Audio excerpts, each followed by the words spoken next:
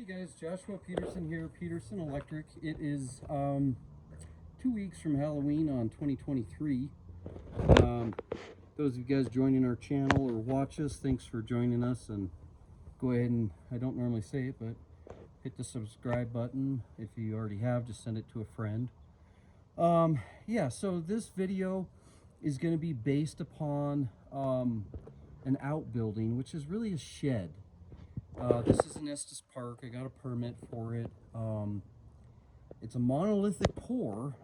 Personally feel like it looked like a footer to me too. Either way around it, I showed up. It didn't have the rebar sticking out so I could bond to it. I did call my inspector. If it was getting poured under the inspection and the electrical at the same time, I still need to put in the rebar or have them stub it up where I tell my service is on the inside to bond the cement.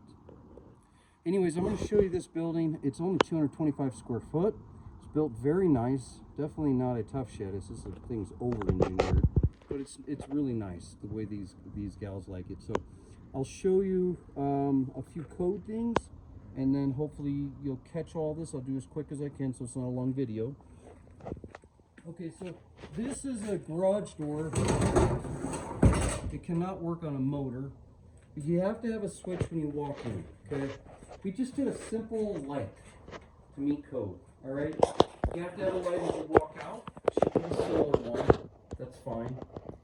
This right here is our outlets that are serving here. We put a plug outside. We have to have at least one plug outside, okay? And, sorry, my son got that crooked. But this plug is just a typical, come over here, a WR rated plug. Let me straighten that. And that WR plug is GFI'd on the inside. That is servicing here. So this is one circuit at 4 amp I gave them. Then I have another yellow circuit or 12 gauge wire, no mixed, NM cable, that services here to here and goes back to the home run. Okay. Right here I've got two switched outlets so they can hang two lights. Those do come off of a GFI. All of your outlets in the ceiling shall be GFI, but down low that you will service them to turn it off, okay? We got them a power reel cord here.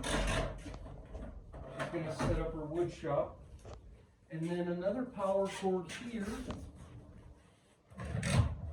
This is on a dedicated 20 amp circuit. And then that outlet up there serves off of here because you cannot reset up high. That right there probably will end up being a dust collector. Because I knew that they were doing dust, I made sure that the panel stayed outside. It still falls under Class 2 Division 1 under dust particles. So I believe it's Article 547 in that location, but you still have to service it as if there's dust everywhere, okay? You can get a micro dust collector and also just a large bag dust collector that'll hit more microns. I've hung those before, they're very heavy, and they do take a dedicated circuit on those as well. She's got 4 total circuits in here, and 3 of them are 20 amp, 120 volt rated. One of them could be positioned to turn back into 240. I don't know if they're going to insulate or drywall. They should up here in Estes.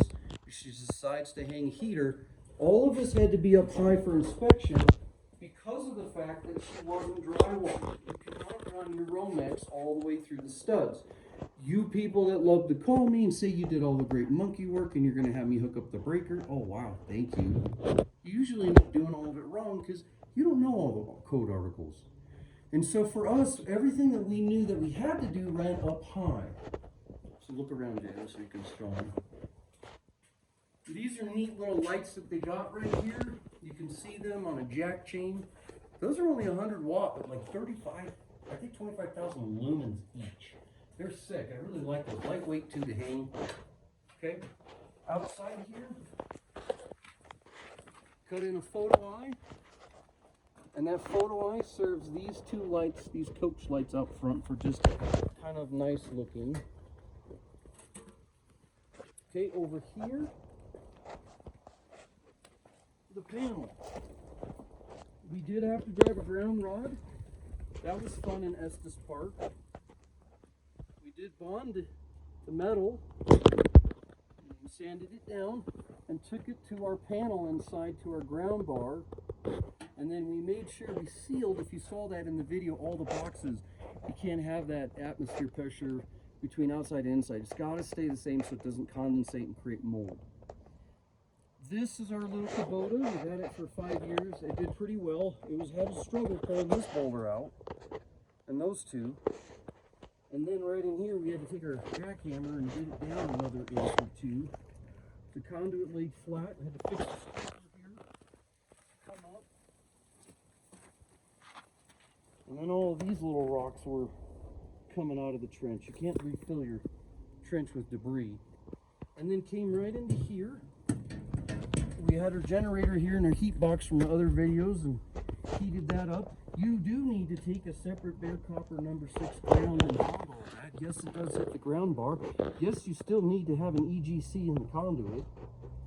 This right here, shed, it's a number 6 gauge copper THW and -2. It could probably go up to 60 amp and have no issue. This is an SPD surge protector. They actually did this service the year before it came into play, so I put one in for her. Okay? Now you say to me, well, shouldn't we do 100 amp out there or 80 amp? You could. If you're going to heat it with a 5,000 kilowatt heater, it's only going to run 22 amps. And if you insulate it, because if you don't insulate it and drywall it or put wood up after you insulate, we're not interested in heating it for you because you're just wasting energy. But see, I sealed everything right behind here. I sealed all my boxes here, inspector like that. And we don't get wind in Estes, it will zip right through. And then these windows are actually rated. I had that in my other video in Fort Collins, that Tough Shed did not have the windows rated for heating. These are rated, and there's Tyvek paper around them in case she does heat it. If she does, then all these plates have to come off and seal within 1/8 of an inch. So anyways, that's how it turned out. If you get kind of nice view, very tall ceilings at about 15.5 feet on some of those areas to get to. We do typically need all of this stuff out of the shed. When we show up, they're excited to put all their shit in there, and it doesn't help us one bit. So all that had to be, they took most of this out. We shoved the rest under there because our ladders were crazy, just trying to get 2 people in there with 2 tall ladders trying to get all this pulled. Anyway, guys, thanks for joining us. Hopefully the video will help you out. And again, for my SEO guide, this will be a outbuilding, technically better than a Tough Shed because it was built custom. Thanks, guys. Bye.